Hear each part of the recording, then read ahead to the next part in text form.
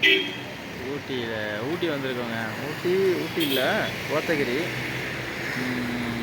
கோத்தகிரி ஃபங்க்ஷனுக்கு வந்திருக்கோம். அதுக்கு முன்னாடி இந்த பக்கெட் பிரியாணி சொல்லியிருக்கோம். ஸோ அதை வாங்கிட்டு போகலாம் அப்படின்னு சொல்லிட்டு வந்திருக்கேன். மன்னா பாருங்க, கடல்லேருந்து மன்னா மெஸ் சரிங்களா. இங்கே தான் பக்கெட் பிரியாணி தரேன்னு இருக்காங்க. எப்படி இருக்குன்னு தெரியல டேஸ்ட்டு. வேறு இடத்துலலாம் கேட்டேன், பார்சலாக தான் தருவேன் அப்படின்னாங்க. அங்கே சென்னையில் மாதிரி பக்கெட் பிரியாணிலாம் கிடைக்கல இங்கெல்லாம். ஸோ அதான் வாங்கிட்டு போகலாம் அப்படின்னு சொல்லிட்டு வந்திருக்கேன். சரி, கீழே போயிட்டு எஸ்டேட்லாம் காமிக்கிறேன் உங்களுக்கு. ஓகே, பாய். ஆமாங்க, பஸ்ஸில் வந்தோம். போகிறப்ப தான் மழை கொஞ்சம் இருட்டிட்டு வர மாதிரி தெரியுது. மழை வந்துருமா என்னன்னு தெரியல. ஆனால் கிளைமேட் நல்லா இருக்குங்க, நல்லா சில்லுன்னு செம்மையாக இருக்குது. நேற்றுக்கு நினச்ச சென்னையில் மழை பெஞ்சிது அப்படின்னு சொல்லியிருந்தாங்க. இங்கே கொஞ்ச நாள் முன்னாடி தான் மழை பெஞ்சிருக்கு. ஆக்சுவலாக தண்ணிலாம் இருக்குது, சாக்கடை தண்ணின்னு நினைக்கிறேன்.